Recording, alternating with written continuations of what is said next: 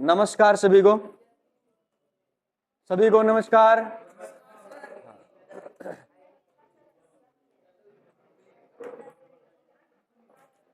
रासायनिक बल गतिकी चैप्टर पढ़ लिया? ठीक है, उष्मा गतिकी पढ़ेंगे। हेडिंग डालो उष्मा गतिकी, थर्मोडायनेमिक्स। उष्मा गतिकी,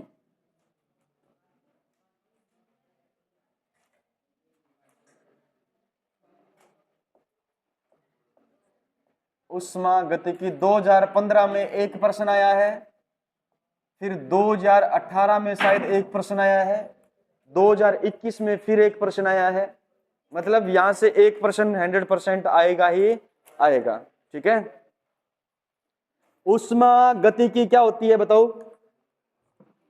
एक तो हमने पढ़ा था बल गतिकी, रासायनिक बल गतिकी। मतलब रासायनिक बल गतिकी किस बात की जानकारी देती है?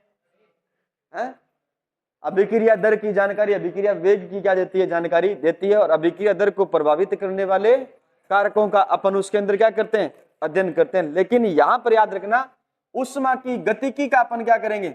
अध्ययन करेंगे। मतलब रसायन विज्ञान की वह शाखा जिसमें अपन उष्मा गतिकी का क्या करते हैं? उष्मा की गति का अध्ययन करते हैं। उष्मा की गति का अध्ययन, गति का अध्ययन किया जाता है। किसके अंदर? उष्मा गतिकी के अंदर। या आप एक चीज और लिखोगे, उष्मा तथा कार्य के बीच याद रखना रूपांतरण का अध्ययन।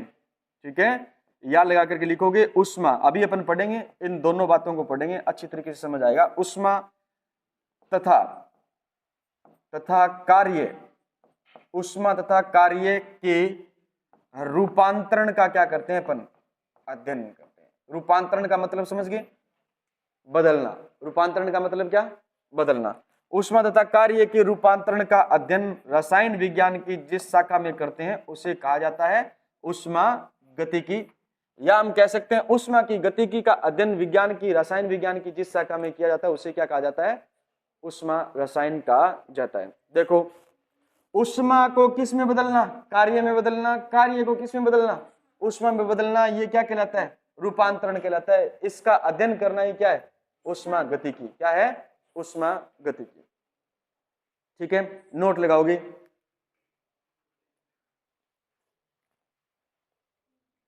अभिक्रिया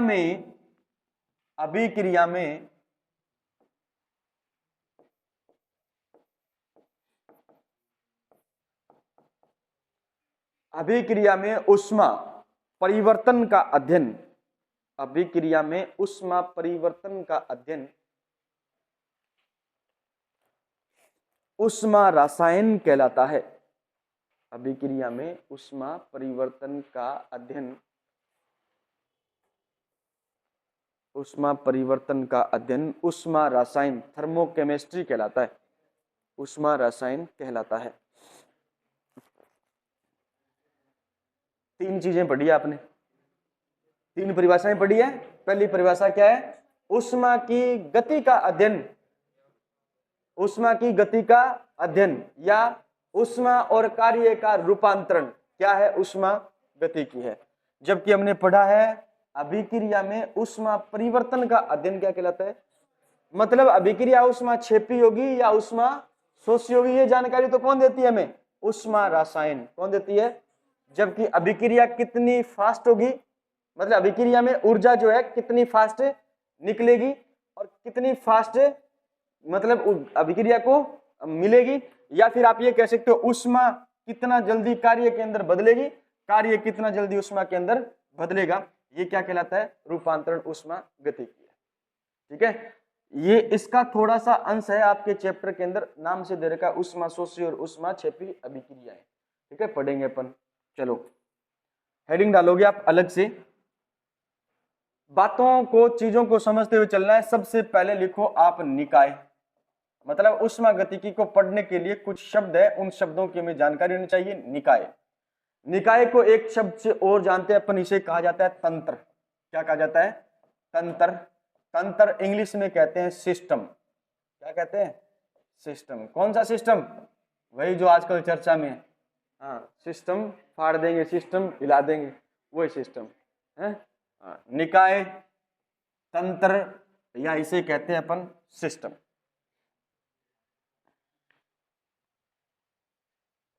लिख लिया सबने? चलो समझो, इस क्लास को हम मानते हैं पूरा ब्रह्मांड। क्या मानते हैं? पूरा ब्रह्मांड। समझ आ गई बात? और पूरे ब्रह्मांड के किसी एक वस्तु को आपको क्या करना है? अध्ययन करना। उसकी ऊष्मा का क्या करना है आपको? अध्ययन करना। उसकी ऊष्मा गति का क्या करना है आपको? अध्ययन करना है। तो जो एक आपने चीज उठाई है, एक चीज आपने लिए, वो तो है क्या? निकाय। वो तो क्या है? निकाय। समझ में आ गई बात? जी हाँ। ई क्लास में बल्ब लागेड़ो है, आप कहेंगे बल्ब को अपन ऊष्मा को क्या करना है? अध्ययन करना है। तो बल्ब तो क्या बन गया? निकाय। लेकिन इस सिस्टम बन गया। इस बल्ब के आसपास का जो वातावरण है उसको अपन कहते हैं सराउंडिंग। सराउंडिंग मतलब वातावरण, ठीक है ना? तो याद रखना है, ब्रह्मांड दो चीजों से मिलकर बना है, एक तो निकाय और एक सराउंडिंग। सिस्टम और सराउंडिंग से। क्लियर है बात? ठीक है। तो निकाय के बारे में लिखोगे आप, ब्रह्मांड का वह भाग, ब्रह्मांड का वह भाग, ब्रह्मांड का वह भाग जिसको या जिसका, ब्रह्मांड का वह भाग जिसका उपयोग, जिसका उपयोग ऊष्मा, ऊष्मा गति के अध्ययन के लिए, ऊष्मा गति के अध्ययन के लिए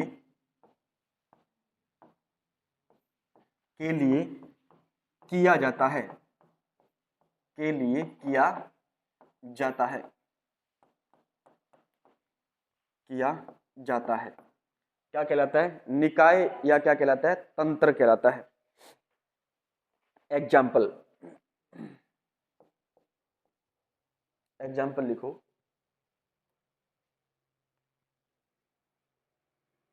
किसी कमरे में लगा बल्ब, किसी कमरे में लगा बल्ब जिसका अध्ययन ऊष्मा गतिकी के लिए करते हैं, जिसका अध्ययन ऊष्मा गतिकी के लिए करते हैं। किसी कमरे में लगा बल्ब जिसका अध्ययन ऊष्मा गतिकी के लिए करते हैं,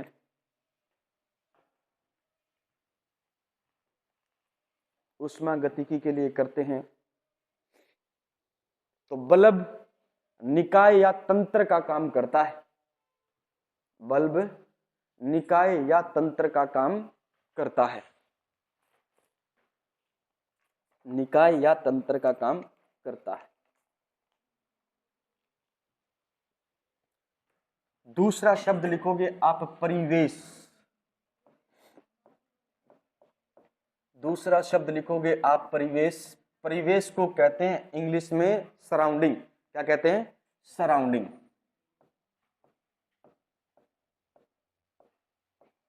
इंग्लिश में कहते हैं सराउंडिंग। हाँ रुक जा भाई, रुक जा। परिवेश यानी सराउंडिंग। अब दिखा दे, देख लिया? खुश है?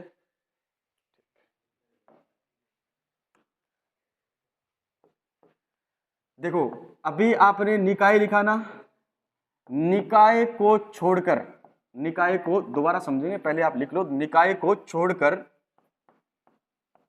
छोड़कर ब्रह्मांड का शेष भाग, ब्रह्मांड का शेष भाग, शेष भाग परिवेश कहलाता है। क्या कहलाता है? परिवेश कहलाता है, परिवेश कहलाता है। एग्जाम्पल के रूप में लिखो, एग्जाम्पल के रूप में लिखो,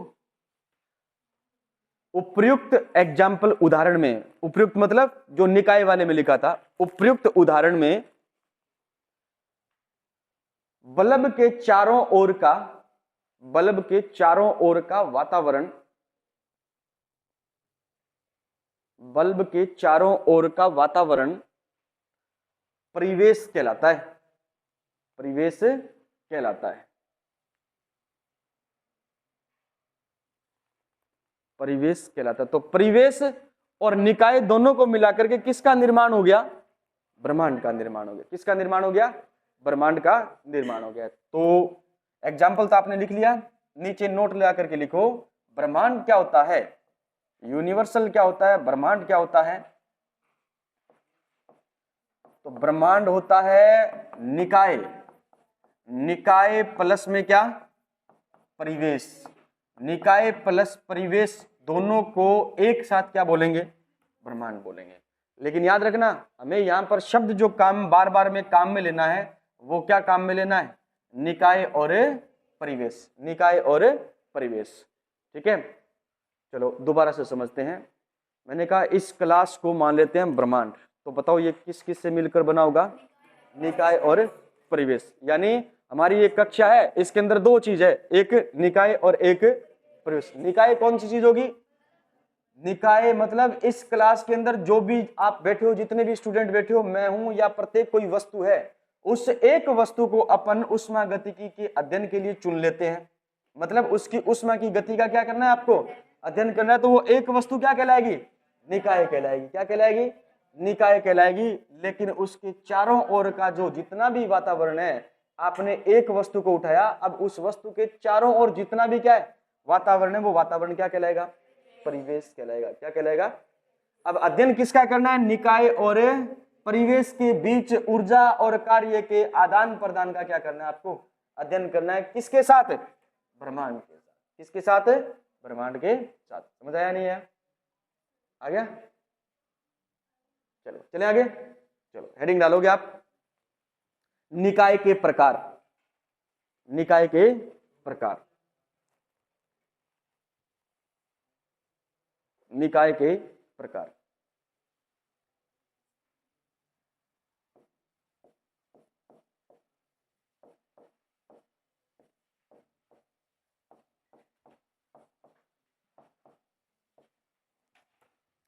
निकाय होता है तीन प्रकार का। कितने प्रकार का होता है? तीन प्रकार का।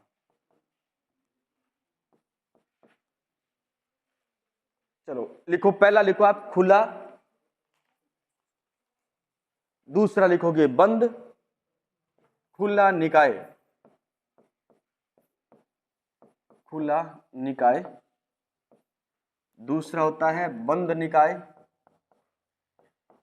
बंद निकाय।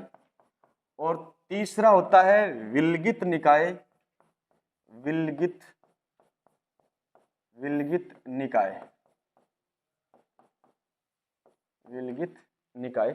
विलगित निकाय को कहा जाता है रुद्धोष्म। क्या कहा जाता है? रुद्धोष्म।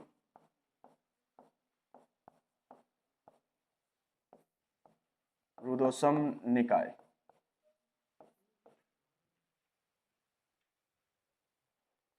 निकाय कितने प्रकार के, मतलब सिस्टम तंत्र कितने प्रकार का? तीन प्रकार का, खुला, बंद और विलगित यानी रुद्धोष्म। ठीक है, लिख दिया सबने? चलो हेडिंग डालोगी खुला निकाय, खुला निकाय। अब ये परिभाषाएं एग्जाम की दृष्टि से इंपॉर्टेंट है। ठीक है, सीधा परिभाषा देकर के आपसे प्रश्न पूछा जा सकता है, खुला निकाय।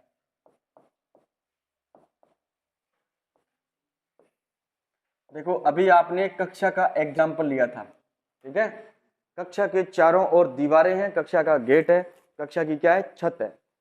अगर ये चारों ओर हमारे नहीं हो, दीवार नहीं हो और क्या नहीं हो? छत नहीं हो, गेट नहीं हो, तो ये सिस्टम कैसा बन गया? ओपन सिस्टम बन गया। मतलब इस कक्षा से ऊर्जा बाहर जा सकती है, बाहर की ऊर्जा अंदर आ सकती है।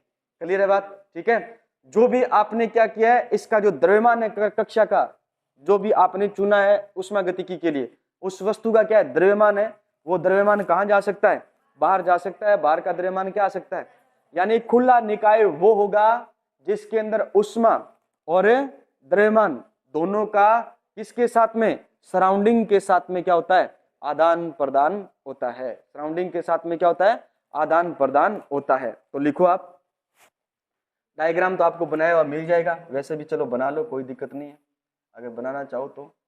एक बीकर है, आपने बीकर लिया है, ठीक है, इस बीकर के अंदर कुछ भी है, आपके पास में द्रव है, और इस बीकर को आपने ऊपर से क्या छोड़ दिया, खुला छोड़ दिया, आपने क्या छोड़ दिया, ऊपर से खुला, तो इसकी ऊर्जा उष्मा, उष्मा क्या निकलेगी, बाहर। उष्मा को किससे लिखा है आपने, हाँ, ये बाहर जाएगी, बाहर जाएगी, बाहर की उष्मा अंदर आएगी, बाहर की उष्मा अंदर भी आ सकती है, अंदर की उष्मा बाहर जा सकती है।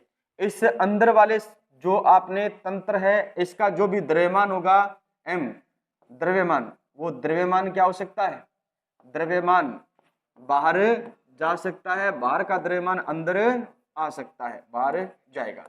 मतलब ये हुआ, आपने इस बीकर को क्या किया, गर्म, आपने इस बीकर को क्या किया, गर्म किया, तापमान दिया, तो इसके अंदर भरा हुआ जो द्रव है वो वाष्प बन करके क्या होगा, बाहर जाएगा, वाष्प बन के क्या होगा, बाहर जाएगा, बाहर जाएगा तो वाष्प बना, तो इसका कुछ द्रव्यमान क्या होगा, कम होगा, इसका द्रव्यमान क्या होगा, कम होगा। इसको उष्मा मिली, तो बाहर के वातावरण की अगर उष्मा क्या है, कम है, तो इसकी उष्मा अधिक उष्मा से कम उष्मा की ओर क्या होती है, प्रवाहित होती है, मतलब इसकी उष्मा बाहर निकलेगी, ठीक है। तो ऐसा तंत्र जो उष्मा और द्रव्यमान दोनों का क्या करता है, आदान प्रदान करता है, उस तंत्र को अपन क्या कहते हैं, खुला तंत्र या खुला निकाय कहते हैं। लिखिए, वह तंत्र जो परिवेश के साथ में, परिवेश बोले तो सराउंडिंग, परिवेश के साथ में, वह तंत्र जो परिवेश के साथ में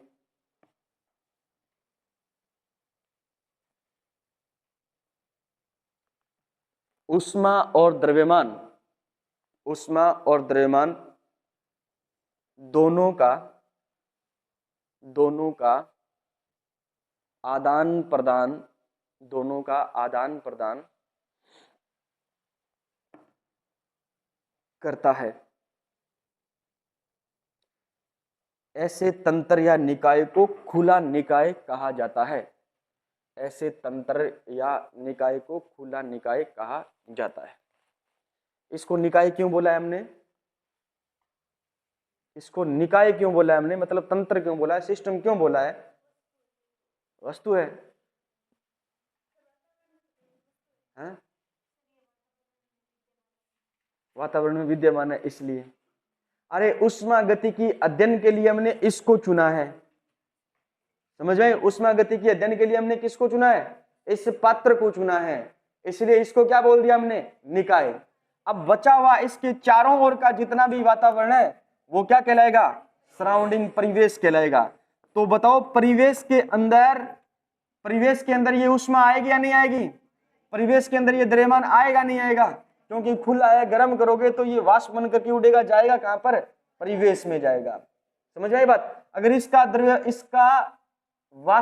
इसका तापमान बहुत कम है और परिवेश का तापमान क्या है, बहुत ज्यादा, तो तापमान से उष्मा किधर प्रवेश करेगी, इधर प्रवेश करेगी। अरे पानी उगड़ियो है गर्मियां के अंदर 12 छोड़ेड़ो है, गर्म हो जाए, क्योंकि पहला सुबह सुबह घड़े को तापमान, पानी को तापमान के हुए बहुत कम हुआ है, लेकिन आपने परिवेश को तापमान भी के हुए बहुत कम हुआ है।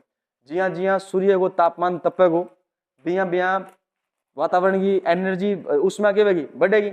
अब उष्मा ज्यादा होगी, घड़ों को तापमान की है कम है, अगर घड़ो बंद भी है तो भी कोई दिक्कत नहीं, खुले तो भी कोई दिक्कत को नहीं, लेकिन 12 की उष्मा है, घड़े के अंदर क्या करेगी, प्रवेश करेगी।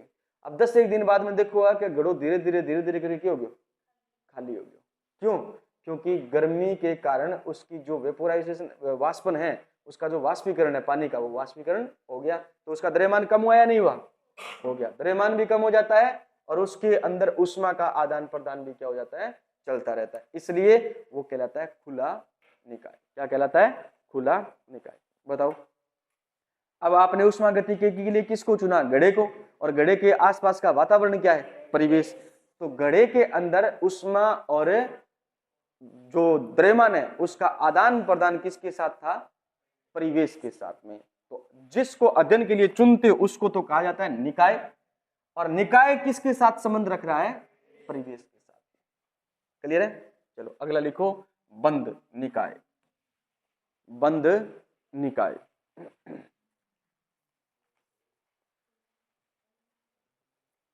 बंद निकाय। बंद निकाय के अंदर क्या होता है, मान लीजिए ये हमारे पास में है एक सिस्टम निकाय, और सिस्टम को हमने ऊपर से क्या कर दिया भाई, बंद कर दिया। सिस्टम को हमने क्या कर दिया, बंद कर दिया। चलो इसको हमने कर दिया भाई बंद, और इसके अंदर कुछ पदार्थ है हमारा भरा हुआ, मान लीजिए वो है द्रव, ये रहा द्रव। इसमें हमें उष्मागतिकी का क्या करना है, अध्ययन करना है। तो आप मुझे बताओ, क्या इसका द्रव्यमान बाहर निकलेगा क्या? द्रव्यमान m, द्रव्यमान, द्रव्यमान बाहर नहीं जाएगा, नहीं बाहर का द्रव्यमान अंदर आएगा। क्लियर है बात? लेकिन इसकी जो उष्मा है, उष्मा क्या होगी, उष्मा बाहर जाएगी और बाहर से अंदर आएगी। उष्मा बाहर जाएगी, बाहर से अंदर आएगी। इसका मतलब ऐसा निकाय जो वातावरण के साथ, सराउंडिंग के साथ में या परिवेश के साथ में केवल उष्मा का क्या करे, आदान प्रदान करे, द्रव्यमान का आदान प्रदान नहीं करता है, ऐसे निकाय को क्या कहा जाता है, बंद निकाय कहा जाता है। क्या कहा जाता है? बंद निकाय के अंदर क्या होगा, उष्मा तो आदान प्रदान होगी लेकिन द्रव्यमान आदान प्रदान नहीं होता। ऐसा निकाय क्या कहलाता है, बंद निकाय कहलाता है। लिखिए, वह निकाय जो परिवेश के साथ द्रव्यमान का, परिवेश के साथ द्रव्यमान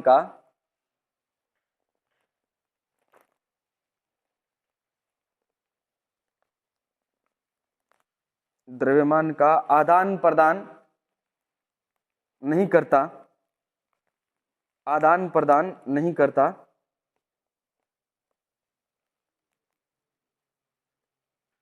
केवल उष्मा का आदान प्रदान करता है, केवल उष्मा का आदान प्रदान करता है, बंद निकाय कहलाता है। बंद निकाय कहलाता है।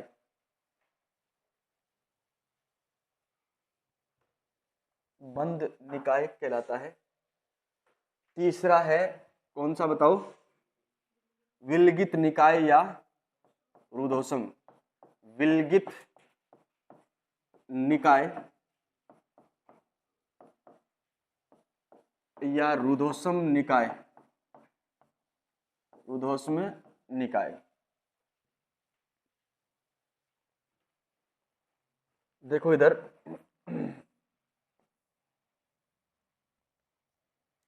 ये हमारे पास में कोई एक तंत्र निकाय है। इस निकाय के चारों ओर हमने एक परत चढ़ा रखी है, परत लगा रखी है।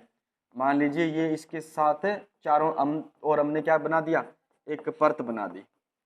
अब ये परत क्या काम कर रही है, ये परत काम कर रही है कि जो इसकी उष्मा है ना, उसको बाहर नहीं जाने देती, उष्मा को। और इसका जो द्रव्यमान है, वो द्रव्यमान भी याद रखना क्या नहीं जाने देती, बाहर नहीं जाने देती। ठीक है, तो ऐसा तंत्र या ऐसा निकाय क्या कहलाता है, विलगित या रुद्धोष्म निकाय कहलाता है। थर्मस हमारा इसी सिद्धांत पर क्या करता है, काम करता है। थर्मस के अंदर लेयर होती है, परत होती है ना, उष्मारोधी परत होती है। बाहर की उष्मा को अंदर नहीं आने देती और अंदर की उष्मा को बाहर नहीं जाने देती। ऊपर से हमने क्या लगा दिया, उसका ढक्कन लगा करके क्या कर दिया, उसको बंद कर दिया। तो थर्मस भी एक प्रकार का क्या है, रुद्धोष्म या विलगित क्या है, निकाय है। अब उसके अंदर आप 8 से 10 घंटे तक कोई वस्तु को क्या रख सकते हो, गर्म रख सकते हो। रख सकते हो नहीं रख सकते, है ना। लेकिन याद रखना, कोई भी निकाय 100% विलगित निकाय नहीं होता। किसको छोड़ करके, ब्रह्मांड को छोड़ करके। किसको छोड़ करके, ब्रह्मांड को छोड़ करके। अगर ब्रह्मांड, पूरे ब्रह्मांड को आप क्या मान लो, निकाय मान लो। मतलब पहले आप इस कक्षा का अध्ययन कर रहे थे, कक्षा के अंदर आपने एक वस्तु को क्या माना था, निकाय माना था। और वो निकाय इस कक्षा के परिवेश को आपकी एनर्जी दे रहा था, अपनी एनर्जी दे रहा था, द्रव्यमान दे रहा था, द्रव्यमान दे रहा था। लेकिन इस पूरी क्लास को हमने क्या मान लिया, ब्रह्मांड मान लिया, और ये ब्रह्मांड अब क्या बन गया, पूरा का पूरा एक निकाय बन गया। तो बताओ इसका परिवेश होगा क्या? ये पूरा ब्रह्मांड मान लिया हमने, है ना, और इसको हमने क्या मान लिया, निकाय मान लिया। तो क्या इस पूरे ब्रह्मांड का इस निकाय का परिवेश होगा क्या? नहीं होगा, नहीं होगा ना। तो परिवेश नहीं होगा तो बताओ क्या ऊष्मा का आदान प्रदान और द्रव्यमान का आदान प्रदान हो पाएगा क्या? नहीं हो पाएगा। अगर ब्रह्मांड को ही क्या मान लिया जाए, निकाय मान लिया जाए, तो फिर याद रखना ब्रह्मांड किसकी तरह काम करेगा, विलगित निकाय की तरह काम करेगा। वैसे याद रखना कोई भी आपका निकाय 100% क्या नहीं होता। क्यों? क्योंकि थर्मस में भरा हुआ जो गर्म पानी या ठंडा पानी है, या फिर आपने कैंपर के अंदर भरा हुआ ठंडा पानी या गर्म पानी है, उसको आप कितने दिनों तक स्टोर करके ठंडा गर्म रख सकते हो? चंद घंटों के लिए। अगर वो 100% क्या होता, रुद्धोष्म या विलगित होता, तो उसको आप काफी लंबे टाइम तक, 100 दिन तक, 50 दिन तक क्या कर सकते थे, जैसा चाहिए आपको वैसा रख सकते थे। क्लियर है बात? ठीक है, तो लिखो आप, ऐसा निकाय जिसके चारों ओर कुचालक आवरण लगा होता है, ऐसा निकाय जिसके चारों ओर कुचालक आवरण लगा होता है। क्या?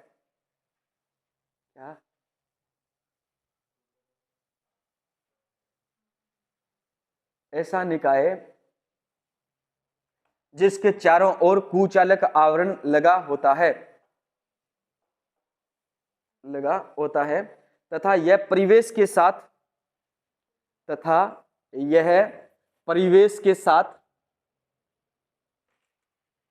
साथ ऊष्मा और द्रव्यमान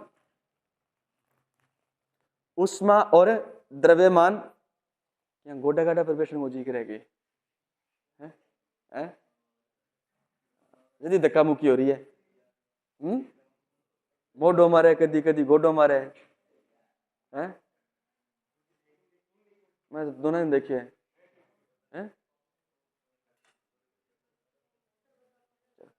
क्या लिखा आपने? ऊष्मा और द्रव्यमान दोनों का आदान प्रदान नहीं होता।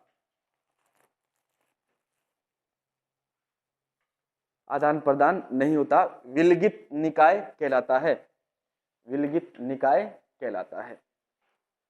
चलो, आपने क्या क्या चीज पढ़ी इस चैप्टर में? सबसे पहले पढ़ा ऊष्मा गतिकी क्या होती है, ऊष्मा गतिकी क्या होती है, ऊष्मा रसायन क्या होता है, बताओ ऊष्मा गतिकी क्या? ऊष्मा की गति का अध्ययन रसायन विज्ञान की जिस शाखा के अंतर्गत करते हैं उसे थर्मोडायनेमिक्स यानी ऊष्मा गतिकी कहते हैं। ऊष्मा रसायन क्या होता है? अभिक्रिया की ऊष्मा का अध्ययन रसायन विज्ञान की जिस शाखा के अंतर्गत किया जाता है उससे क्या कहते हैं? थर्मोकेमिस्ट्री यानी ऊष्मा रसायन कहते हैं। क्लियर है? फिर आपने पढ़ा है निकाय। क्या पढ़ा? निकाय। निकाय क्या चीज है? निकाय क्या चीज है? वह वस्तु जिसको ऊष्मा गतिकी के लिए चुनते हैं, अध्ययन के लिए चुनते हैं, उसको अपन क्या कहते हैं? निकाय कहते हैं। क्या कहते हैं? निकाय कहते हैं। एक होता है परिवेश यानी सराउंडिंग, निकाय के आसपास का वातावरण क्या कहलाएगा? सराउंडिंग कहलाएगा। क्या कहलाएगा? सराउंडिंग यानी परिवेश कहलाएगा। ठीक है। अब निकाय कितने प्रकार का होता है? 3 प्रकार का होता है। नंबर 1 खुला निकाय, नंबर 2 बंद निकाय, नंबर 3 विलगित निकाय, है ना। विलगित या रुद्धोष्म निकाय का अर्थ हो गया क्या? यानी ऐसा निकाय जिसके चारों ओर हमने क्या बना दी? कुचालक परत लगा दी। अब वह वातावरण के साथ में न तो ऊष्मा और न द्रव्यमान का आदान प्रदान करेगा, ऐसा निकाय क्या कहलाता है? रुद्धोष्म या विलगित निकाय कहलाता है। और याद रखना 100% कोई भी निकाय क्या नहीं होता? विलगित नहीं होता, विलगित नहीं होता। ठीक है। फिर बंद निकाय का अर्थ क्या होता है?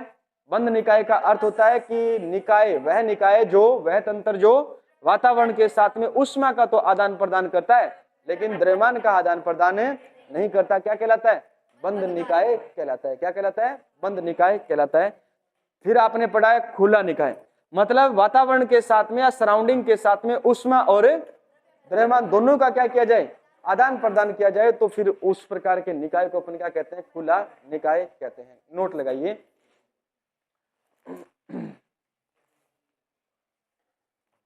कोई भी विलगित निकाय, कोई भी विलगित निकाय वास्तविक विलगित निकाय नहीं होता। कोई भी विलगित निकाय वास्तविक विलगित निकाय नहीं होता। वास्तविक विलगित निकाय नहीं होता। कोष्टक में लिखना ब्रह्मांड को छोड़कर, ब्रह्मांड को छोड़ करके नीचे लिखते जाना है। ब्रह्मांड एकमात्र वास्तविक विलगित निकाय होता है। ब्रह्मांड एकमात्र वास्तविक विलगित निकाय होता है।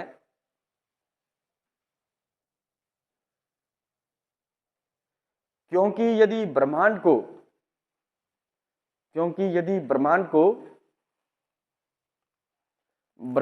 को ही निकाय मान लिया जाए, ब्रह्मांड को ही निकाय मान लिया जाए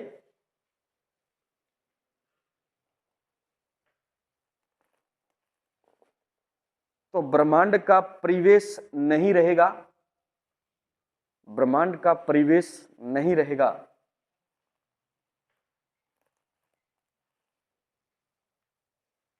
अर्थात तो ब्रह्मांड का परिवेश नहीं रहेगा, अर्थात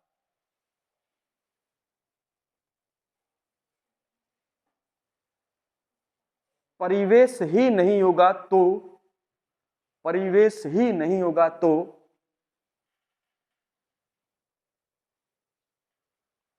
ऊष्मा और द्रव्यमान का आदान प्रदान नहीं हो पाएगा। तो ऊष्मा और द्रव्यमान का आदान प्रदान नहीं हो पाएगा। ठीक है, चलो हेडिंग डालो, मात्रात्मक तथा मात्रा स्वतंत्र गुणधर्म। मात्रात्मक को एक नाम और देते हैं विस्तीर्ण।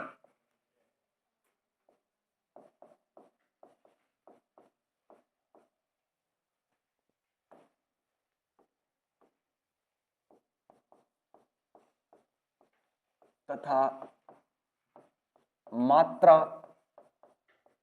स्वतंत्र यानी गहन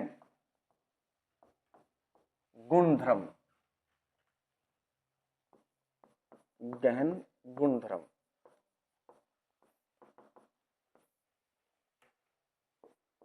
नंबर 1 लिखना मात्रात्मक।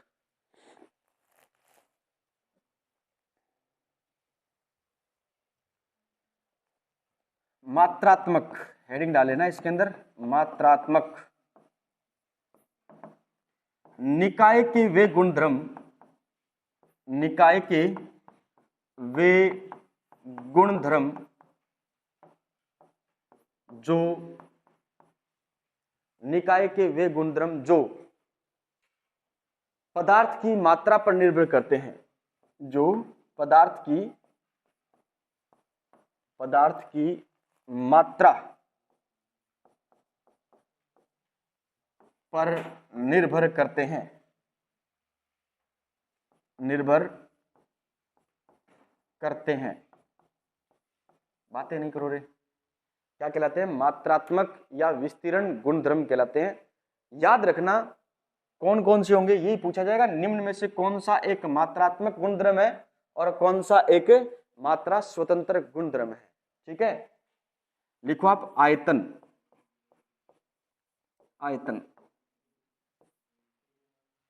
आयतन एक मात्रात्मक गुणधर्म है। यानी अगर आपको इसको निकाय के अंदर लेना है, कोई बीकर है, बीकर के अंदर आपने कोई पानी डाल लिया, पानी थोड़ा भी हो सकता है, पानी ज्यादा भी हो सकता है, थोड़े पानी की ऊष्मागतिकी का अध्ययन करना है तो अधिक पानी की ऊष्मागतिकी का भी आप क्या कर सकते हो, अध्ययन कर सकते हो। यानी वे गुणधर्म, निकाय के वे गुणधर्म जो किस पर निर्भर करते हैं, मात्रा पर निर्भर करते हैं। 1 litre, 4 litre, 10 litre, 15 litre, 20 litre, ठीक है ना। हाँ, तो याद रखना ये आयतन क्या है, मात्रात्मक गुणधर्म है। फिर लिखो आप द्रव्यमान। द्रव्यमान जो है वो भी एक प्रकार का क्या है, मात्रात्मक गुणधर्म है। आयतन, द्रव्यमान, ऊष्मा, आंतरिक ऊर्जा, ऊष्मा, ऊष्मा, आंतरिक ऊर्जा, आंतरिक ऊर्जा, आंतरिक ऊर्जा को लिखा जाता है यू से। किससे लिखा जाता है, यू से, आंतरिक ऊर्जा। आयतन V, द्रव्यमान M, ऊष्मा Q, आंतरिक ऊर्जा U।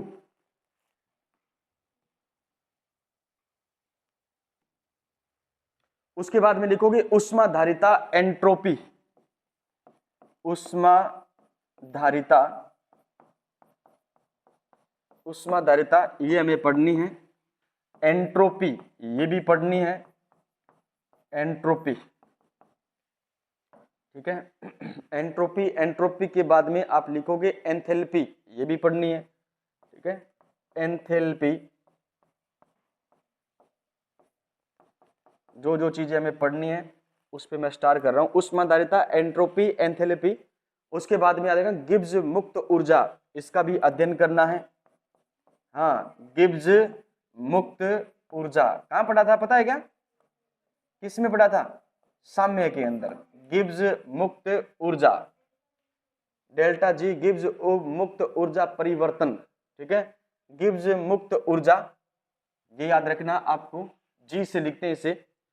और उसके बाद में आपको लिखना है अणुसंख्यक गुणधर्म, अणुसंख्यक गुणधर्म, अणुसंख्यक गुणधर्म। अणुसंख्यक गुणधर्म के अंदर आ गया प्रासरण, क्या, प्रासरण, दाब, कवथनांक में उन्नयन। इधर देखो थोड़ा सा समझने वाली बात है। प्रासरण अगर ऐसा लिखा जाए ना, प्रासरण, तो वो याद रखना मात्रात्मक गुणधर्म नहीं है। क्या लिखा जाए इसके साथ में, प्रासरण दाब। अगर ये शब्द मिल जाए इसका मतलब क्या है, मात्रात्मक गुणधर्म है। अगर ऐसा लिखा हुआ मिले आपको कवथनांक, क्या, कवथनांक, तो कवथनांक याद रखना मात्रात्मक गुणधर्म नहीं है।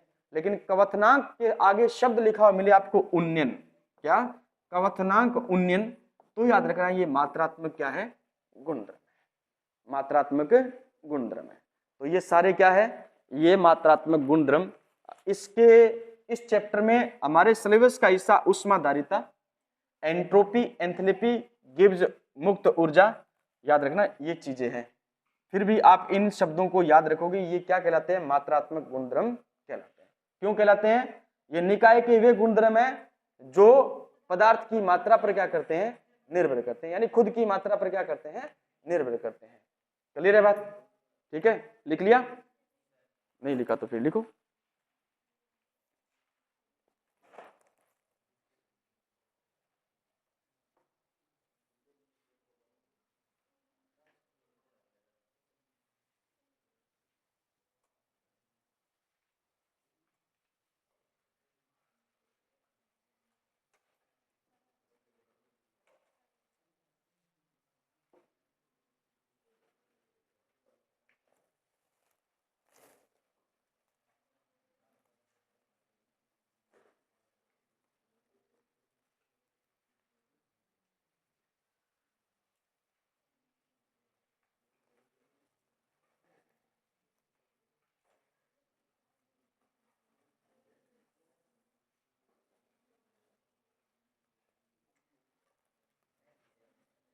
लिख लिया भाई, चलो फिर लिखो मात्रा स्वतंत्र, मात्रा स्वतंत्र गुणधर्म। लिखा दूं परिभाषा सीधे या यहां लिखूं, लिखवा दूं, सीधा सीधा लिखवा दूं ना, ठीक है। लिखो पदार्थ, सॉरी, निकाय के वे गुणधर्म, निकाय के वे गुणधर्म जो जो पदार्थ की मात्रा पर निर्भर नहीं करते, पदार्थ की मात्रा पर निर्भर नहीं करते, क्या कहलाते हैं? मात्रा स्वतंत्र गुणधर्म कहलाते हैं। हाँ, मात्रा स्वतंत्र या गहन गुणधर्म कहलाते हैं। एग्जाम्पल के रूप में लिखोगे घनत्व, घनत्व डेंसिटी, घनत्व, कवथनांक, कवथनांक, परिभाषा रिपीट करूं, निकाय के वे गुणधर्म जो पदार्थ की मात्रा पर निर्भर नहीं करते उन्हें मात्रा स्वतंत्र या गहन गुणधर्म कहते हैं, मात्रा स्वतंत्र या गहन गुणधर्म कहते हैं। एग्जाम्पल घनत्व, उसके बाद में क्वथनांक है, द्रव्यमान कहाँ लिखाया था? मात्रात्मक में लिखाया था मैंने, है? प्रासरण इसमें आएगा, ठीक है, लेकिन प्रासरण दाब किस में आएगा? उसमें आएगा। घनत्व, क्वथनांक, गलनांक, ताप, दाब, ताप, दाब, अपवर्तनांक, आराम से बोलूं, घनत्व, बोलना नहीं है बीच में, अब बहुत ज्यादा होगी है शरारत, अब बहुत ज्यादा शरारत होगी है, हैं? मैं ही नहीं क्यों थाने कौन क्यों महाराज, नहीं मैं थाने क्यों को नहीं आने क्यों, मैं यही मेरी गर्दन यहाँ थोड़ी यार। पहला क्या लिखा आपने? घनत्व, दूसरा क्या लिखा? तीसरा प्रासरण, चौथा ताप, फिर दाब, उसके बाद में लिखो आप अपवर्तनांक, पृष्ठ तनाव, शानता, शानता, शांति नहीं, शानता लिखा, शानता। फिर लिखो आप, एक लिखा था ना आपने उन्नयन, किस में उन्नयन लिखा था? क्वथनांक में उन्नयन लिखा था ना, वो तो था मात्रात्मक, लेकिन सिंपल क्वथनांक आ जाए तब किस में कहोगे? हाँ ठीक है, शानता। उसके बाद में आप लिखोगे सभी प्रकार की सांद्रताएं, सभी प्रकार की सांद्रताएं, सांद्रताओं का मतलब हो गया, याद रखना, मोलरता, मोललता, मोलरता, मोललता, ये क्या है? ये सांद्रताएं हैं। क्या है? ये सांद्रताएं हैं। तो सभी प्रकार की सांद्रताएं हैं, ये क्या कहलाएगी? मात्रा स्वतंत्र गुणधर्म कहलाती है। क्या कहलाती है? मात्रा स्वतंत्र गुणधर्म कहलाती है। रख लोगे याद है कौन सा गुणधर्म मात्रात्मक है और कौन सा गुण मात्रात्मक स्वतंत्र होगा। इन्हीं में से कोई मिलेगा, आपको करना है, ठीक है। चलो हेडिंग डालो, अवस्था फलन। अभी तक थ्योरेटिकल चीजें चल रही है, समझने वाली चीजें आएगी, उसे भी अपन पढ़ेंगे। हेडिंग डालोगे आप अवस्था फलन, अवस्था फलन।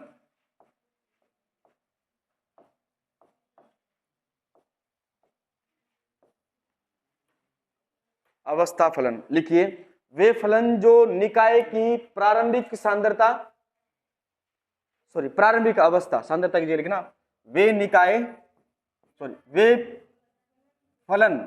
वे फलन जो निकाय या पदार्थ की प्रारंभिक अवस्था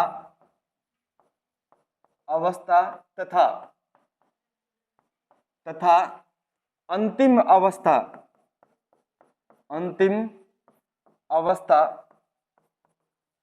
पर निर्भर करते हैं, क्या कहलाते हैं? अवस्था फलन कहलाते हैं। एक होता है कार्य फलन, क्या होता है? पथ फलन। एक होता है अवस्थ फलन और एक होता है पथ फलन। अवस्था फलन और पथ फलन में फर्क क्या है? ये केवल और केवल किस पर निर्भर करेगा? प्रारंभिक अवस्था और अंतिम अवस्था पर क्या करेगा? निर्भर करेगा। मतलब ये है दो चीजों का अंतर। मैंने कहा कि प्रारंभिक वेग और अंतिम वेग, तो वेग का क्या आ जाएगा? अंतर आ जाएगा। वेग का क्या आ जाएगा? अंतर आ जाएगा। समझ में आ गई बात? ये तो केवल प्रारंभिक अवस्था तथा अंतिम अवस्था पर निर्भर करता है, लेकिन याद रखना पथ फलन जो होता है वो प्रारंभिक अवस्था और अंतिम अवस्था के साथ साथ पथ पर भी क्या करता है, निर्भर करता है। पथ पर भी क्या करता है, निर्भर करता है। मान लीजिए आपके पास में ये एक क्या है, सीढ़ी है, एक क्या है, सीढ़ी है। आप यहां तक जा सकते हो, कैसे जा सकते हो, सीधा जा सकते हो एक तो, ठीक है, सीधा जा सकते हो, और एक कैसे जा सकते हो, इस प्रकार से जा सकते हो, सीधा भी जाया जाता है? सीधा भी जाया जा सकता है, जा सकता है। अभी नाम लिया किसने, लिफ्ट से जा सकते हैं। किससे जा सकते हैं, किसी मॉल के अंदर गए, मॉल में क्या लगी है, लिफ्ट लगी है, और मॉल के अंदर क्या है, सीढ़ियां भी है। मॉल के अंदर क्या है, सीढ़ियां भी है। तो एक तो सीढ़ी से होके जाओ और एक लिफ्ट से होके जाओ, तो लिफ्ट से तो आप सीधा पहुंचोगे और यहां से टेढ़े पहुंचोगे, टेढ़े मेढ़े, ठीक है। तो ये क्या बना आपका, ये बन गया, एक तो ये बन गया पथ, और ये क्या बन गया, पथ बन गया। अब प्रारंभिक अवस्था ये थी, ये भी क्या है, प्रारंभिक अवस्था। अंतिम अवस्था कौन सी बन गई, केवल प्रारंभिक और अंतिम अवस्था पर निर्भर करता है, केवल प्रारंभिक और अंतिम अवस्था पर निर्भर करता है, वो तो क्या कहलाता है, केवल प्रारंभिक और अंतिम अवस्था पर निर्भर करता है, वो क्या कहलाता है। लेकिन हमने पथ कौन सा यूज किया है, पथ कौन सा यूज किया है, वो क्या कहलाता है, पथ फलन कहलाता है। क्या कहलाता है, वो पथ फलन कहलाता है, ठीक है। तो अवस्था फलन, वे फलन जो पदार्थ की प्रारंभिक अवस्था तथा अंतिम अवस्था पर निर्भर करते हैं, उन्हें अपन क्या कहते हैं, अवस्था फलन कहते हैं। अवस्था फलन में लिखोगे आप। अवस्था फलन को पहचानने का सबसे अच्छा तरीका क्या है कि इनके शब्द के आगे कौन सा चिन्ह लगा होगा, डेल्टा। कौन सा, डेल्टा। अगर पूछा जाए डेल्टा जी, गिब्स मुक्त ऊर्जा परिवर्तन, गिब्स मुक्त ऊर्जा परिवर्तन क्या है, अवस्था फलन है। परिवर्तन हो गया, इसका मतलब क्या, प्रारंभिक गिब्स मुक्त ऊर्जा और अंतिम गिब्स मुक्त ऊर्जा, दोनों का अंतर क्या बन गया, गिब्स मुक्त ऊर्जा परिवर्तन। क्या बन गया, गिब्स मुक्त ऊर्जा परिवर्तन। क्लियर है बात। डेल्टा एच एंथैल्पी परिवर्तन, जबकि केवल एंथैल्पी नहीं, एंथैल्पी परिवर्तन क्या कहलाता है, अवस्था फलन कहलाता है। अब परिवर्तन होगा तो दो अवस्थाएं बन गई, एक प्रारंभिक और एक अंतिम। दोनों का अंतर लोगे तो आपके पास में क्या आ जाएगा, डेल्टा एच आ जाएगा। क्लियर है बात, नहीं समझा। एक व्यक्ति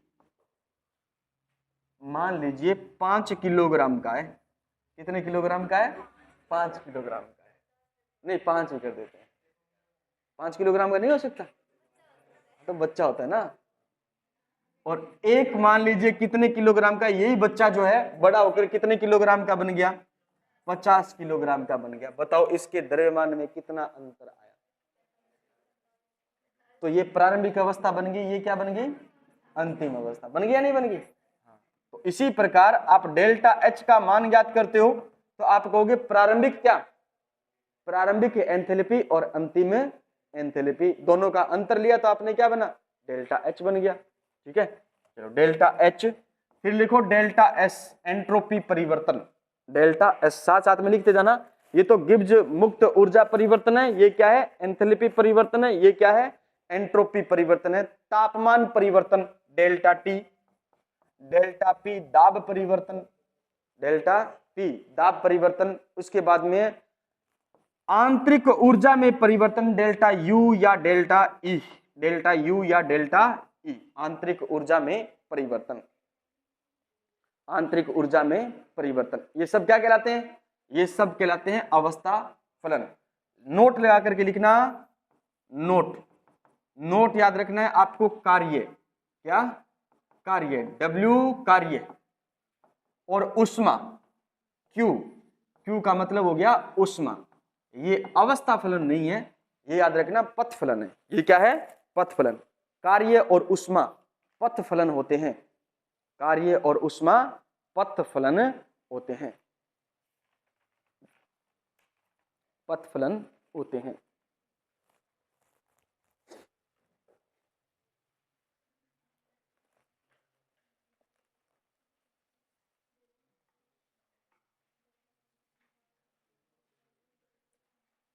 लिख लिया। अब आएगा इसमें समझने वाला सारा का सारा प्रोसेस। अब कोई साथ साथ में नहीं लिखना, ये तो थ्योरेटिकल चीजें थी, बिना समझाए आप घर पे पढ़ देते, समझ में आ जाता, कोई दिक्कत नहीं है। ठीक है, लिखो आप उष्मा गतिकी प्रक्रम, अब यहां से प्रश्न बनने के चांस है। ऊष्मागतिकी प्रक्रम, ऊष्मागतिकी प्रक्रम,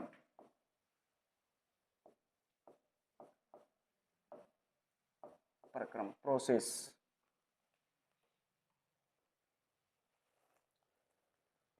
आपके पास में एक गैसीय निकाय था, क्या था? गैसीय निकाय, जिसका तापमान था T1।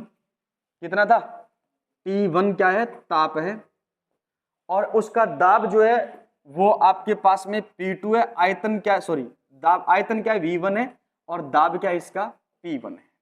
ये एक निकाय है, समझ में बात? इसको किसी दूसरे निकाय में लेकर के जाना है तो मान लीजिए ये जो गैस है, इस गैस का निकाय का जो तापमान है, तापमान नहीं बदला, T1 है, लेकिन क्या बदल गया? V2 आयतन बदल गया। और क्या बदल गया? P2 दाब बदल गया। मतलब इस गैस को इस गैसीय निकाय के अंदर लेके गए तो इसको कहते हैं अपन क्या? प्रक्रम। क्या कहते हैं? प्रक्रम, ऊष्मागतिकी प्रक्रम, ऊष्मागतिकी प्रक्रम। ऊष्मागतिकी निकाय को एक प्रक्रम से दूसरे प्रक्रम में ले जाना, ये क्या कहलाता है? आपका प्रक्रम कहलाता है। क्या कहलाता है? प्रक्रम कहलाता है। अब प्रक्रम जो होते हैं वो अलग अलग प्रकार के होते हैं, जैसे समतापीय प्रक्रम, समदाबीय प्रक्रम, सम आयतनीय प्रक्रम, रुद्धोष्म प्रक्रम, और एक होता है आपका, याद रखना, चक्रीय प्रक्रम। टोटल कितने प्रकार के? 5 प्रकार के। कितने प्रकार के? ऊष्मागतिकी का प्रथम नियम जो होता है ना, ऊष्मागतिकी का प्रथम नियम, ऊष्मागतिकी के 3 नियम होते हैं, प्रथम, द्वितीय और तृतीय, और एक होता है शून्य। तो 4 नियम होते हैं, है ना। तो हमारे सिलेबस का हिस्सा एक ही नियम है, ऊष्मागतिकी का प्रथम नियम। ऊष्मागतिकी के प्रथम नियम को इन 5 निकाय के लिए लिखना पूछा जाता है। मतलब समतापी प्रक्रम के लिए ऊष्मागतिकी का प्रथम नियम कैसे लिखा जाएगा? समदाबीय प्रक्रम के लिए ऊष्मागतिकी का प्रथम नियम कैसे लिखा जाएगा? सम आयतनीय प्रक्रम के लिए ऊष्मागतिकी का प्रथम नियम कैसे लिखा जाएगा? समझ में आ गई बात? तो पहले आप ये लिख लीजिए और फिर मैं इसकी परिभाषा लिखा देता हूं। फिर इसके बाद में नहीं लिखोगे, सारे के सारे बोर्ड की तरफ देखोगे, एक प्रश्न आएगा, ऊष्मागतिकी का प्रथम नियम लिखने का प्रश्न पूछा जाएगा, और वो इन्हीं 5 प्रक्रम में से किसी एक पर पूछा जाएगा।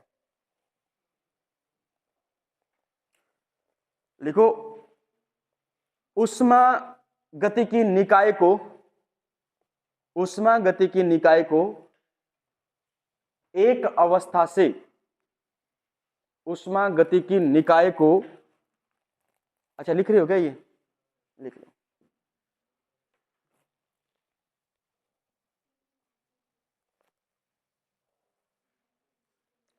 ऊष्मागतिकी निकाय को एक अवस्था से दूसरी अवस्था, एक अवस्था से दूसरी अवस्था में ले जाना। ऊष्मागतिकी निकाय को एक अवस्था से दूसरी अवस्था में ले जाना, एक अवस्था से दूसरी अवस्था में ले जाना प्रक्रम कहलाता है। प्रक्रम कहलाता है। प्रक्रम कहलाता है। प्रक्रम के प्रकार, सबसे पहला प्रकार है समतापीय प्रक्रम। समतापीय प्रक्रम। और समतापीय प्रक्रम जो होता है उसके अंदर आपको याद रखना है ताप। ताप को क्या कर दिया आपने? समान। एक अवस्था से दूसरी अवस्था में जाओगे तो तापमान क्या हो गया? समान। समान का मतलब तापमान को स्थिर कर दिया आपने। तापमान को क्या कर दिया? तो क्या एक अवस्था से दूसरी अवस्था में जाओगे तो तापमान बदलेगा क्या? तापमान नहीं बदलेगा। तो आप मेरे को बताओ, इस प्रक्रम के लिए डेल्टा टी का मान कितना आएगा? 0। कितना आएगा? 0। नहीं समझेगा? अभी आपने पढ़ा था गैसीय अवस्था थी, और इसको पहली अवस्था का जो तापमान था वो था T1। ये था आपका आयतन कितना था? V1। और उसके बाद में आपने पढ़ा कि दाब कितना था? P1। इसको लेके चलना है दूसरी अवस्था में, तो हमने लिखा गैस। गैस का तापमान हमने कितना कर दिया? T1। ये आयतन V2 कर दिया, और ये क्या कर दिया आपने? P2 कर दिया। बताओ, यहां से यहां पर गए तो तापमान अभी भी T1 है, यहां पर भी तापमान क्या है, T1 है, तापमान समान है। इसका मतलब मुझे ये बताओ डेल्टा टी को कैसे लिखते हो आप, T2 माइनस में क्या लिखते हो, T1, T2 माइनस में क्या लिखते हो, T1। आपको पता है T2 भी कितना है, अभी T1 है, और T1 भी कितना है, T1 है, तो T1 में से T1 गया, कितना बचा, 0 बचा, तो डेल्टा टी का मान कितना आ गया, 0। कितना आ गया, 0। तो समतापी प्रक्रम के लिए डेल्टा टी बराबर कितना होता है, 0। क्यों, क्योंकि सर टी है कांस्टेंट, टी क्या है, स्थिर, टी स्थिर हो गया, इसलिए डेल्टा टी का मान क्या आया, 0 आया, है ना। तो समतापी प्रक्रम में क्या स्थिर रहता है, तापमान, तो डेल्टा टी का मान कितना आता है, 0 आता है। कितना आता है, 0 आता है। दोनों बात आपको याद रखनी है, ठीक है। चलो नेक्स्ट चलते हैं, उतार लो चलो। समतापी प्रक्रम, परिभाषा कुछ नहीं लिखनी है आपको, सिर्फ इतना याद रखना है, समतापी प्रक्रम के अंदर टी क्या रहता है, स्थिर, इसलिए डेल्टा टी का मान क्या आता है, 0।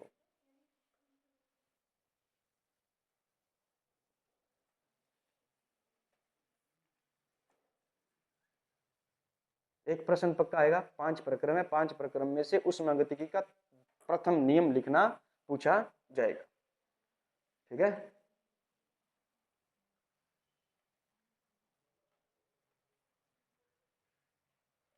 हो गया। अब मैं बार बार ये चीज नहीं कराऊंगा, ठीक है, समझ गए आप। समदाबीय प्रक्रम में क्या स्थिर कर दिया, दाब। सम आयतनी प्रक्रम में क्या स्थिर कर दिया, आयतन। सम आयतनी में आयतन स्थिर कर दिया, दाब के अंदर क्या स्थिर कर दिया, दाब स्थिर कर दिया, ठीक है। चलो दूसरा लिखोगे, समदाबी प्रक्रम, आइसोबारिक प्रोसेस, समदाबी प्रक्रम, समदाबीय प्रक्रम,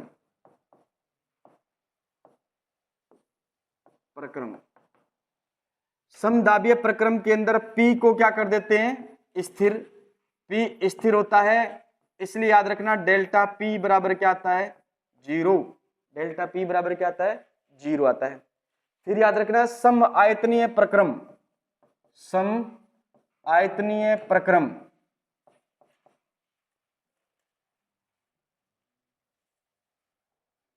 सम आयतनीय प्रक्रम,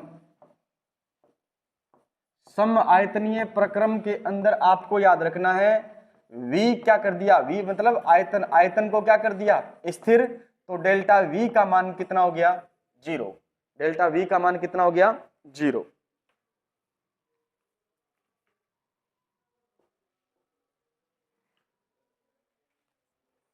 क्लियर है।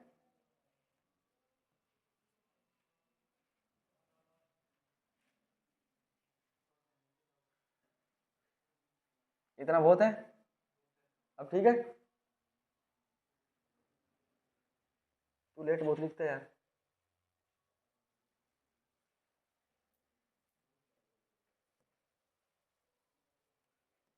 फिर लिखो नंबर 4, नंबर 4 ये रुद्धोष्म प्रक्रम,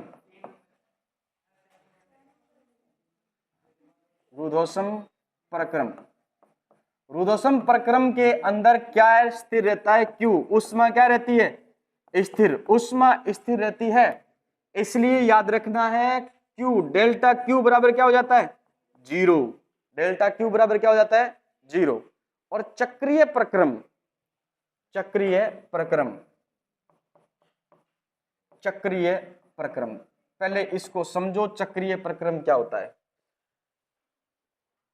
देखो कोई एक ऐसा प्रक्रम है जिसके अंदर एक निकाय है, उस निकाय को ले जाते हैं बी निकाय के अंदर, बी निकाय को ले जाते हैं किसके अंदर, सी निकाय के अंदर, सी को ले जाते हैं किसके अंदर, डी के अंदर, और डी को वापस ले जाते हैं किसके अंदर। तो ये पूरा एक क्या बन गया, चक्र बन गया, इसलिए इसको क्या बोलेंगे, चक्रीय प्रक्रम। चक्रीय प्रक्रम के अंदर याद रखना है ताप क्या रहता है, स्थिर, ताप क्या रहता है, स्थिर, तो डेल्टा टी का मान क्या आता है, 0। डेल्टा टी का मान क्या आता है, 0 आता है। एक याद रखना, इसके अंदर U उष्मा, आंतरिक ऊर्जा क्या रहती है, स्थिर रहती है, आंतरिक ऊर्जा स्थिर रहती है, तो याद रखना है डेल्टा U का मान भी क्या आ जाएगा, 0। डेल्टा U का मान क्या आ जाएगा, 0 आ जाएगा। तो ये कितने प्रक्रम हो गए, 5 प्रक्रम हो गए। कितने प्रक्रम हो गए? 5 प्रक्रम हो गए। ठीक है, एक रुद्धोष्म प्रक्रम, रुद्धोष्म प्रक्रम के अंदर Q स्थिर, इसलिए डेल्टा Q का मान 0। चक्रीय प्रक्रम के अंदर ताप स्थिर और आंतरिक उष्मा भी क्या? स्थिर, इसलिए याद रखना डेल्टा T का मान 0 और डेल्टा U का मान कितना? 0। ये पांचों याद होने चाहिए। ठीक है, पांचों याद होंगे तभी पांचों प्रक्रम के लिए अपन क्या लिख पाएंगे? हाँ, क्या लिख पाएंगे? उष्मागतिकी का प्रथम नियम। चलो पहले बताओ, पहले चीज आपने पढ़ी है समतापीय प्रक्रम। समतापीय प्रक्रम क्यों बोला? क्योंकि तापमान को क्या कर दिया? और तापमान को स्थिर कर दिया, तो तापमान परिवर्तन कितना हो जाएगा? 0। फिर बोला आपने समदाबीय प्रक्रम। क्यों बोला? क्योंकि दाब को क्या कर दिया आपने? स्थिर कर दिया, इसलिए दाब परिवर्तन क्या हो जाएगा? 0 हो जाएगा। फिर है नंबर 3 पर आयतन, सम आयतनी प्रक्रम। क्यों बोला? क्योंकि आयतन को क्या कर दिया? स्थिर बोल दिया, इसलिए आयतन परिवर्तन डेल्टा V का मान कितना आ जाएगा? 0 आ जाएगा। फिर आपने बोला है नंबर 4 पर कौन सा? रुद्धोष्म। रुद्धोष्म प्रक्रम में उष्मा का आदान प्रदान नहीं होता, यानी मतलब डेल्टा Q का मान कितना है? 0। डेल्टा Q का मान 0 क्यों आया? क्योंकि Q क्या है? स्थिर है। फिर है चक्रीय प्रक्रम, यानी निकाय को एक अवस्था से दूसरी अवस्था में, दूसरी अवस्था से तीसरी अवस्था में, तीसरी से चौथी में, चौथी से वापस पहली में लेकर के गए। तो याद रखना यहाँ पर T भी स्थिर और U भी क्या? स्थिर। तो डेल्टा T और डेल्टा U दोनों का मान कितना हो जाएगा? 0। ठीक है, लिखो उष्मागतिकी का प्रथम नियम। उष्मागतिकी का प्रथम नियम, उष्मागतिकी का प्रथम नियम।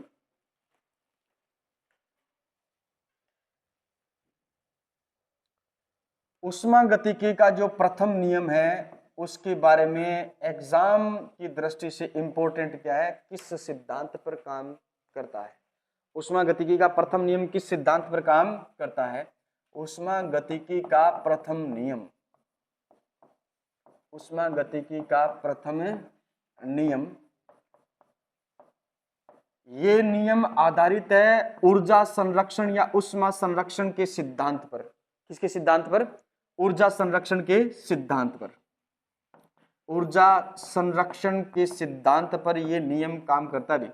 संरक्षण के सिद्धांत पर कोई बताएगा द्रव्यमान संरक्षण का नियम क्या होता है? द्रव्यमान संरक्षण का नियम क्या होता है?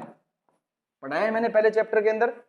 द्रव्यमान को न तो उत्पन्न किया जा सकता और न ही नष्ट किया जा सकता। उसी प्रकार से आपको याद रखना है ऊर्जा को न तो उत्पन्न किया जा सकता न ही नष्ट किया जा सकता। ऊर्जा को उसके एक रूप से दूसरे रूप में स्थानांतरित कर सकते हैं, एक रूप से दूसरे रूप में स्थानांतरित कर सकते हैं। उसे क्या कहते हैं अपन? ऊर्जा संरक्षण का नियम कहते हैं।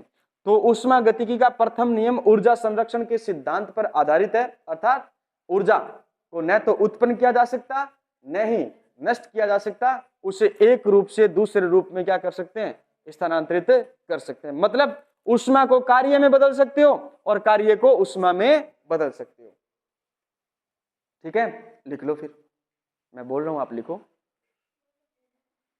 यह ऊर्जा संरक्षण के सिद्धांत पर आधारित है और यह ऊर्जा संरक्षण के सिद्धांत पर आधारित है और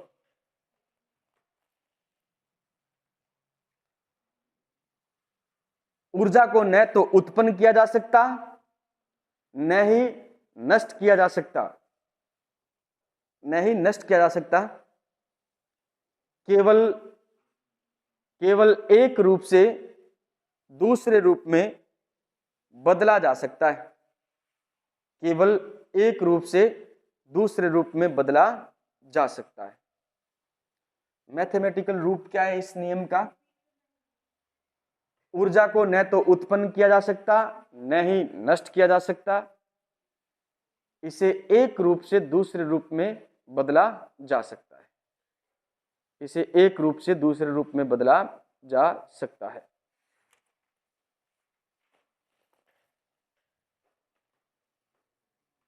मैथमेटिकल रूप याद रखना, पेपर में सीधा आता है डेल्टा U बराबर डेल्टा Q प्लस में क्या होता है? Delta W। डेल्टा W, या डेल्टा अगर नहीं लगाते हो तो U बराबर क्या बन जाएगा, Q प्लस में क्या बन जाएगा, W बन जाएगा। केमिस्ट्री में ये पढ़ते हो, और फिजिक्स के अंदर यहाँ प्लस की जगह क्या हो जाता है, माइनस हो जाता है। फिजिक्स में प्लस की जगह क्या हो जाता है, माइनस। तो केमिस्ट्री और फिजिक्स दोनों में ये प्रथम नियम जो है ये अलग अलग होता है, प्लस और माइनस चिन्ह का क्या है, फर्क है। तो या तो आपको ये पेपर में मिलेगा कि डेल्टा U बराबर क्या होता है, डेल्टा Q प्लस में डेल्टा W, या U बराबर क्या होता है, Q प्लस में क्या होता है, W होता है। कौन सा नियम है ये, ऊष्मागतिकी का प्रथम नियम है, ऊष्मागतिकी का प्रथम नियम है।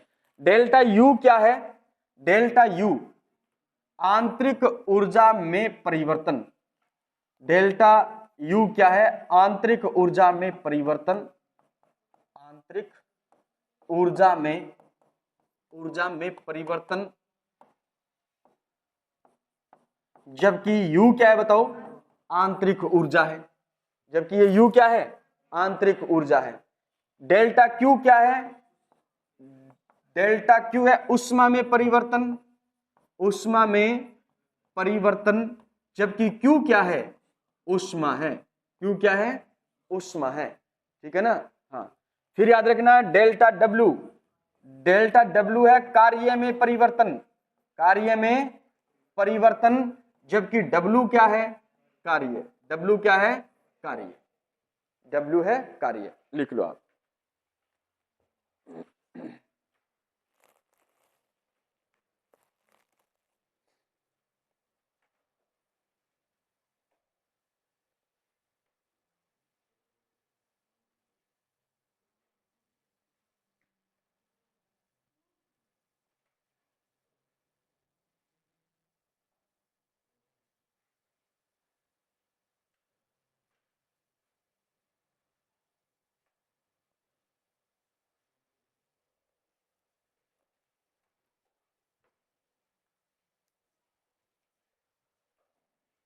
लिख लिया,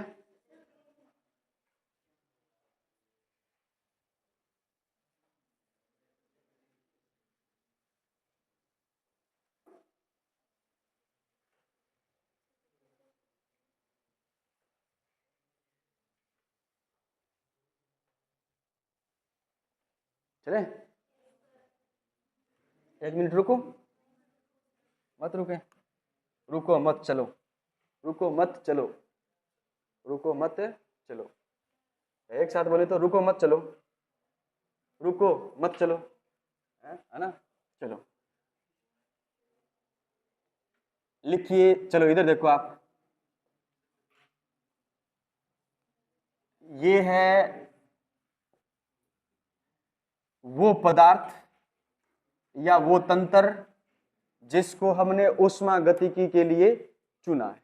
बताओ क्या कहलाएगा, निकाय। इसको क्या बोल दिया हमने, निकाय। निकाय को हमने बाहर से ऊष्मा दी, निकाय को हमने बाहर से ऊष्मा दी तो Q का मान आता है पॉजिटिव में, Q का मान आता है, ऊष्मा दे रहे हैं, Q किस में लेनी है, अगर निकाय ऊष्मा दे रहा है, निकाय ऊष्मा दे रहा है, इसका मतलब ये आएगा किसमें, नेगेटिव में, मतलब निकाय की ऊष्मा में कमी आ रही है, निकाय की ऊष्मा में क्या आ रही है, कमी आ रही है। ये ऊष्मा निकाय द्वारा दी जा रही है, निकाय द्वारा ऊष्मा दी गई, और यहां है निकाय को ऊष्मा दी गई, निकाय को ऊष्मा दी गई। क्लियर है। निकाय पर किया गया कार्य, निकाय पर किया गया कार्य, निकाय पर किया गया कार्य, कार्य W बराबर होगा पॉजिटिव, W बराबर होगा पॉजिटिव। लेकिन निकाय द्वारा किया गया कार्य, हाँ निकाय द्वारा किया गया कार्य,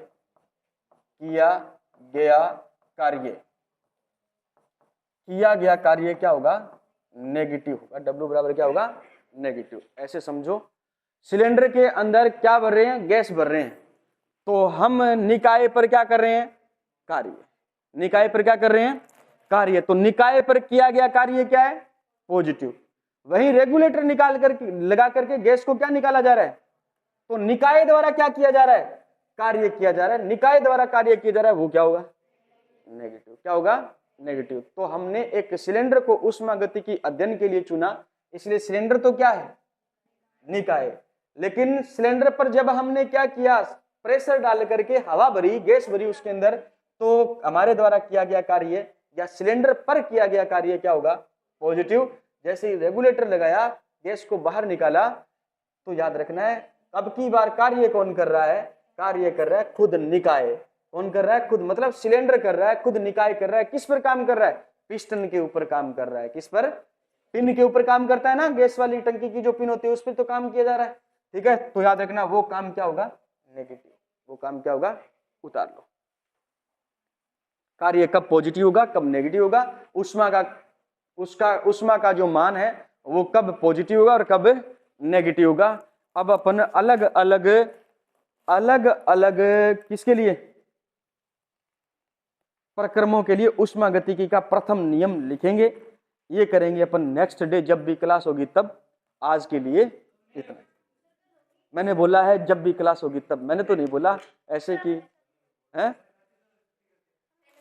थाने के बेरो है कोनी, थाने के बेरो है कोनी।